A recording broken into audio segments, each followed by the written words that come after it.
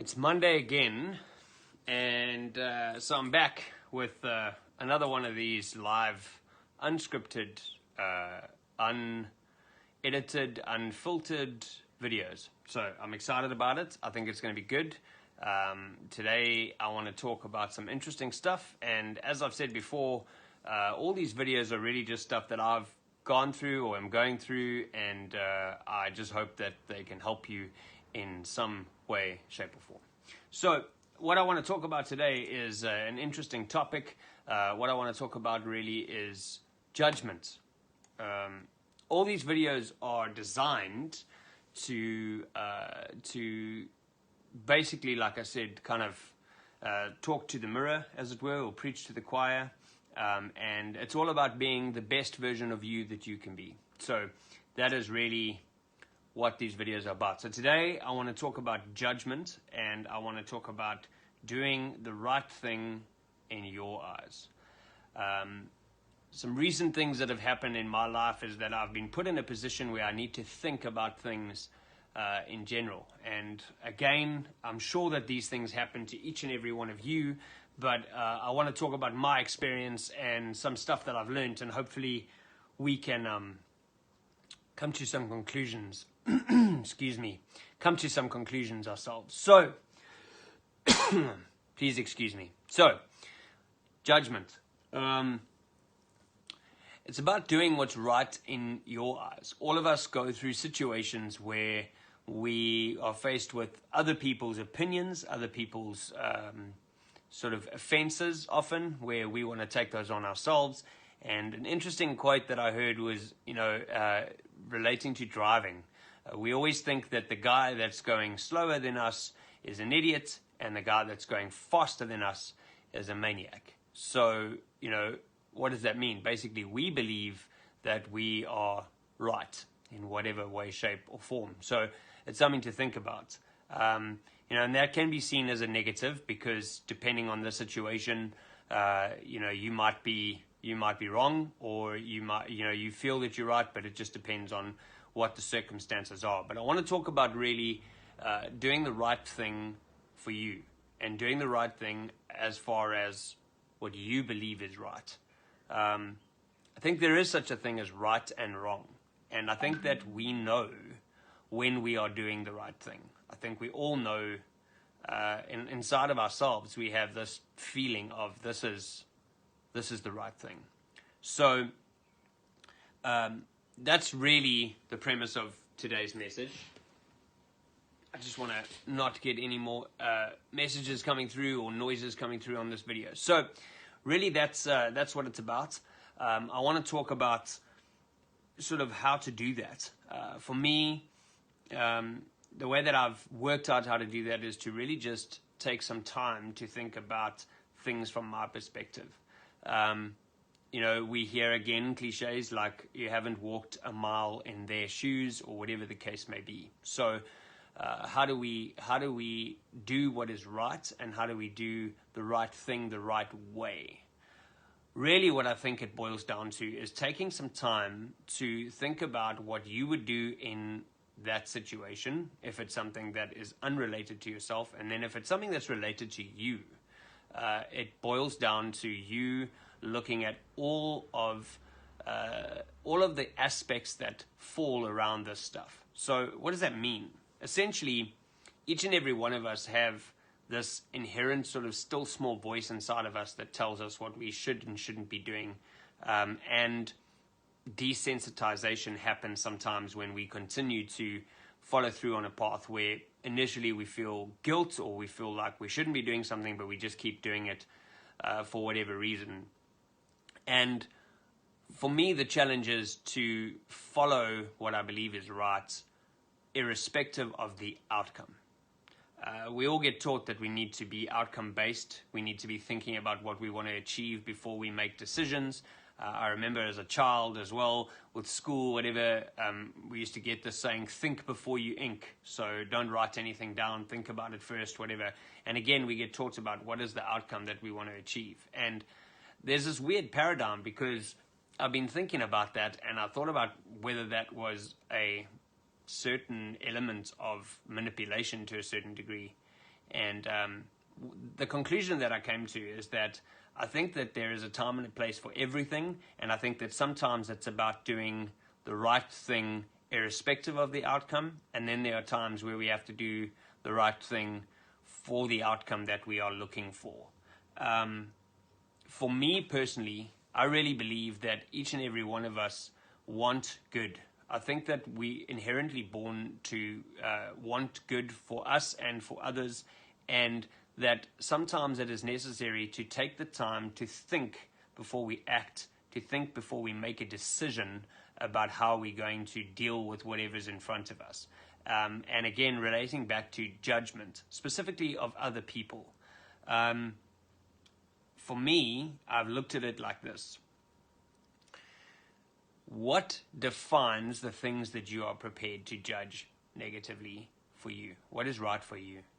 At the end of the day, we all get taught that we shouldn't judge, yet we all do it one way or the other. And sometimes it's very inconsequential or has very small consequences regarding whoever it is or whatever it is that we're judging. And other times they are massive things that could change the course of the rest of your life.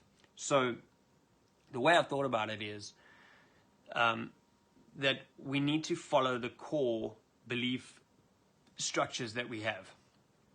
We need to do what is right based on what we believe is right. Because if we don't do that, the outcome is not going to be the way that we want it to be. If you suppress the way that we feel, if I suppress the way that I feel about something so that I get the outcome that I'm looking for, even though it's sort of against what I believe, it won't last. Again, nobody can change you except you. In the humorous spirit that we often hear about marriage and things like that, how people, say, I do this because my wife wants me to do it, or whatever the case is, or, I better not do this because my wife, whatever, or my spouse, whatever, partner is going to have a certain response or reaction to that. And as a result of that, I think that it doesn't last, because at the end of the day, we have to decide that it is necessary to change in order for it to be a lasting change. So really what we need to be able to do is to look at a situation, to evaluate the outcome, to make a calculated risk, but more than anything, to focus on what it is that we feel is right by that still small voice inside of us, irrespective of the outcome, in our own lives, specifically regarding relationships, specifically regarding the things that we do on a daily basis that impact how our lives are conducted. Again, all these messages are about doing whatever we need to do to become the best version of ourselves. And I think sometimes we choose to do things that are against what our gut feel is in order to get some kind of outcome. And the way I'm feeling about that at the moment is that it is a weird, small sense of manipulation to a certain degree, because we're not being honest. I think that honesty and authenticity and those qualities in our lives are the most important thing. Beyond a shadow of a doubt, those things will shape us being the best version of ourselves that we can be. And so I'm not saying that there is not a time where you have to curb a little bit of what you're feeling and a little bit of your sort of gut feel to make peace or to make things easy. But I think that there's always a way to be honest, to be authentic, to be real, but also to have a real outcome, an honest outcome. And the relationships that we cultivate in our lives need to be based on honesty so that they set the bar. I think a lot of us sometimes, and I know for me especially, there are times where I behave a certain way or think a certain way or, conduct myself in a certain way with certain people, because if I don't, then I'm not going to get out of them necessarily what I want to, and vice versa. And so what I'm saying is that we teach people how to treat us. If we're honest, if we're authentic, and if we're kind, irrespective of how negative we may feel about somebody, if we are kind but we're honest, I think that we can cultivate some real relationships that are good for us. That that theory of iron sharpens iron. I think that can only happen if you're honest. So that's really what the message is today. It's a little all over the place. I've had a bit of a hectic couple of days and trying to figure this stuff out because it's been on my mind a lot as to how to behave in a certain situation where I'm faced with having to really think about my own feelings, my own beliefs, my own convictions about what is right and what is wrong in certain scenarios where judgment is potentially necessary. So to make a decision, I need to judge the situation and therefore move forward.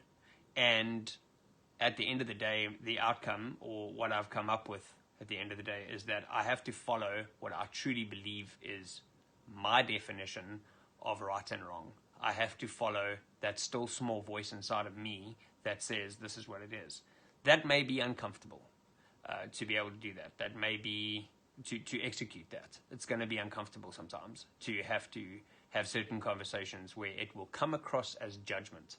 I think there is a difference between judgment and conviction and feelings about certain things. And ultimately, I think that there is a balance, and I think that there is a way that we can be honest with ourselves and whoever it is that we're dealing with in a relationship situation, where we can come to a compromise and where both parties understand where each other are coming from, even if we don't like it. I hope that's been helpful for you.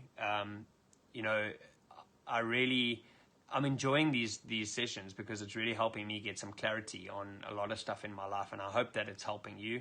Again, I want to say hi to everyone that's on here. Hey, Cheryl, this is the first time I've seen you on here. Shane, how's it? Bryce, how's it? Zandria, how's it? Kirsten, hey. Thanks for stopping by. Thanks for watching these videos. Parable 15 has been in the studio this week. We've been recording our third album, which I'm super excited about. And again, it's one of those authentic, real, the songs on this album are great.